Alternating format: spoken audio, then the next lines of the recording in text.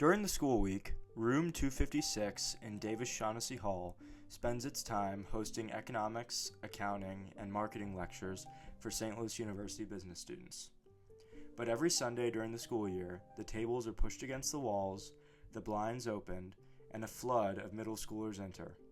An average college classroom comes alive with excitement, learning, and wonder. As the remnants of an accounting lecture are cleared off the whiteboard, laptops and notebooks are replaced by hula hoops and rocks, markers and a smartboard with sticky notes and scrapbooks.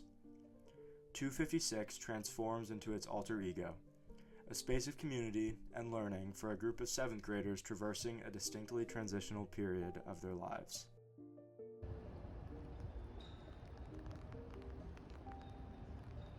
Traditionally, youth catechism, religious education, faith formation, whatever you want to call it, happens in a classroom setting where preschoolers through 8th graders learn about their faith and prepare for the sacraments.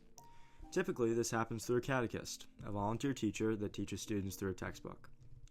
1st or 2nd graders prepare to receive First Communion, all the way up to 8th graders being confirmed. And in between all that, kids learn about the prayers said during Mass, such as the Our Father and the Creed, the sacraments, and the parts of the Mass.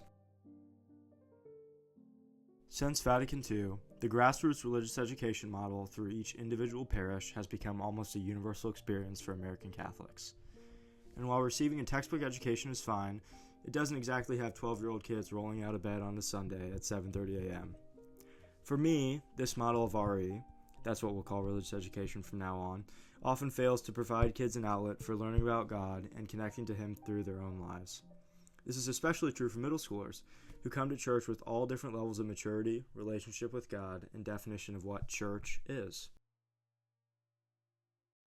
Every Sunday, as the 7th graders trickle into room 256, the Ephesians class embraces the opportunity to do this daunting and chaotic thing we call youth ministry in a new and innovative way.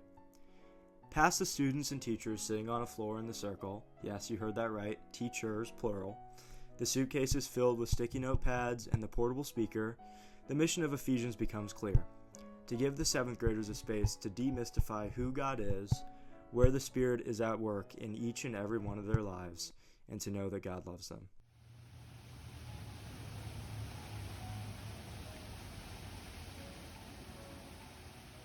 Ephesians poses the question that inevitably spells out hours of time commitment, getting to church early, and moving tables. What if we did RE differently? Does Ephesians provide an alternative to a traditional classroom model? How do teen leaders in the classroom affect the culture of the classroom community? And could the Ephesians model work outside of 7th grade? Room 256 might have an answer to that question.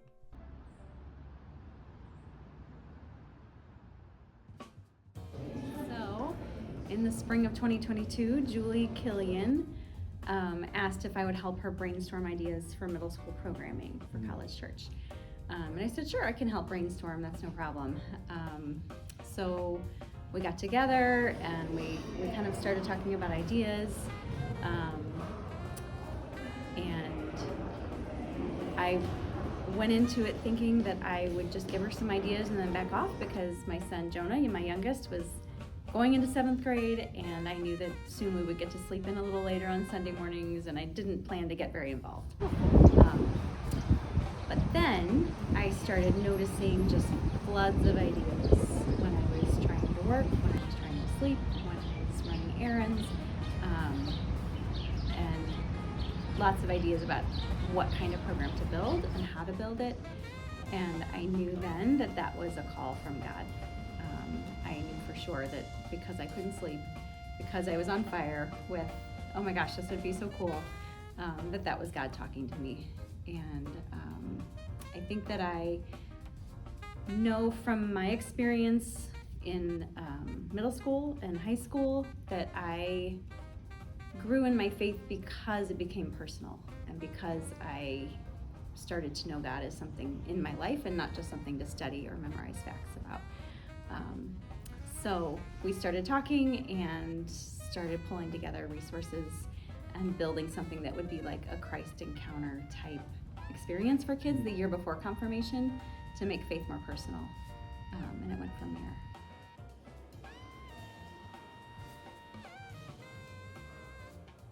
So When I was a teenager, I got involved in Teens Encounter Christ in St. Louis, which was a retreat program for high school students. And I got involved in Luke 18 retreats, which were happening for the first time in St. Louis in the 90s, the early 90s. And my husband Dave helped rewrite the manual for the Luke 18 manual, and then sold it to parishes and communities. So we have that manual, and I knew, number one, that I wanted it to be something where our last time together as seventh graders would be more about faith sharing and community and less about a textbook experience or tests. So I took the Luke 18 manual and pulled out pieces of it that I felt we could use. I also took the textbook that they gave me, that I pulled out some of the content from there. I looked at what psychologists have told us about how kids develop in middle school years, what faith development looks like at that age, and just pieced it together. The other important component was I wanted to make sure that we had somebody cool here, and so I helped round up high school students, including yourself, to come and be our small group leaders. Because the most powerful thing is hearing from a peer that they know God. That's way more powerful than an adult saying, hey, you have to know God. Hearing how somebody else knows God and they're close to your age and they're kind of cool, that's a totally different experience. Kind of cool. Kind of cool.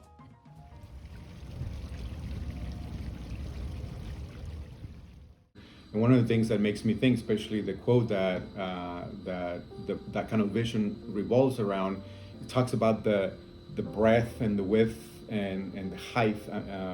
One of the beautiful songs that I remember growing up, it talks about God's love being so wide and so tall and so deep that it encompasses everything. And so it's talking about God's love that encompasses everyone and everything, that consumes everything, if you will.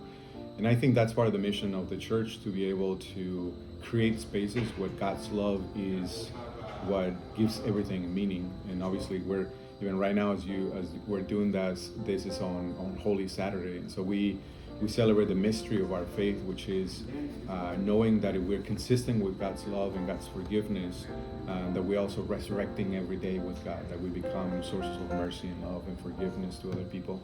So I think having seventh graders, because this is where the Ephesians group is, as they begin to prepare for confirmation, as they begin to take a little bit more ownership on their faith, I think creating spaces for reflection, a little examine that I know is part of the Ephesians, creating space for them to interact a little bit with each other, it's such a gift. But then also one of the things that I've been more impressed is the fact that it invites college students and high school students to be part of the team, right? To be part of like facilitating and accompanying the seventh graders. But you yourselves, the college students and the high schoolers, are being formed through that, are able to share their gifts, are able to share a little bit their journey and their experience, but also see it with others. And I guess this is the core of my opinion on Ephesians, is that it really mimics an organic way, a holistic way in which in which faith can be lived. And it makes me think of the first Christian communities right after the ascension and the followers of Jesus staying, and kind of the question is, and now what? What do we do now? And so they need to tap into their tradition. They need to tap into what Jesus did. They need to tap into kind of the mystery of what the resurrection and the ascension and everything they have experienced with Jesus, and they do it in community. One of the rich parts of our tradition is that the Eucharist develops out of that sense of community, right? And I think Ephesians kind of does that. You gather not only the seventh graders, and I'm the teacher and I'm just teaching you, but we're all kind of accompanying each other. And the high schoolers and the college students do it within their own experience, kind of where they are, with their own resources. And so they do. Does the main teacher. And I think that is a way that kind of reflects what the church is supposed to be. And I think that happens in the classroom. Yeah, so before seventh grade, I didn't really have a very strong connection with God. It was just kind of something people talked about. I didn't really have a personal connection. But after 7th grade, I think because of the Ephesians program and just as I got older and experienced more, I realized that I had an opportunity to have this really cool connection, and there was a part of my life I could be really invested in. And I think that helped me understand confirmation more and understand my role in the community of my church. So yeah, it definitely gets you way more engaged, so you're actually participating and kind of teaching yourself instead of just being taught. And just, I think the main idea of Ephesians is that God loves you, and like that was just drilled into us again and again and again. So yeah, that's really. My hope, just like those retreats, they were all about encountering God. And my hope is that our 7th graders encounter God and encounter us in relationship.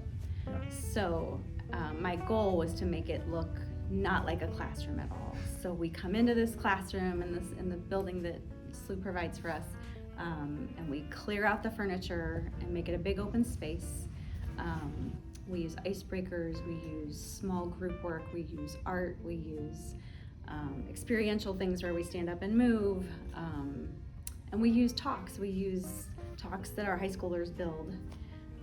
And my hope is that the students, and I even hesitate to call them students, that the 7th graders experience God. Thank you for doing this interview, Jonah. I really appreciate it. Could you... Knowing that our team could be sleeping too, but they're showing up on their Sunday morning because they think the 7th graders are worth it and they're important. And that's a model of God's love. What I've noticed about Ephesians, it's really structured, and I think I really enjoy that. And it's always very consistent. Like we always get sticky notes. So we always push the chairs back. And I think that's very efficient. You kind of at least as a team leader, I know what's happening ahead of time, so I can kind of prepare, get ready, quite like what I'm going to answer. I think that's something I really like when I was going through the youth faith stuff. I felt like there was never really structure, and every class felt like disjointed from the last one. The thing about Ephesians is that it does lead into the next one. I really enjoy that. Yeah, I think definitely because, like I said, the kids are more willing to bond with the high schoolers, and also because we are so close to these age-wise, we still understand the same media. We have the same outlook. I think sometimes are still Gen Z, and so we're still in that range where the media we get the same. So.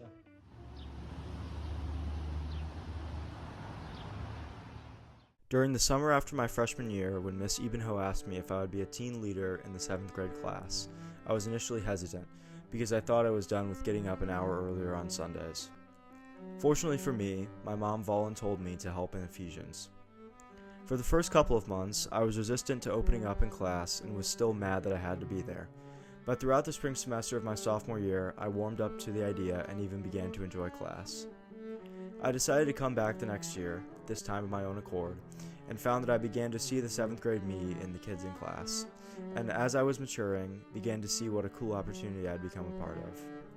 Now, I see the unique value of what a formative experience Ephesians can be for a 7th grader, and I have a deeper appreciation for Miss Ebenho's comment, that while our goal is education and formation of the 7th graders, we, the catechists, also end up being formed in the process.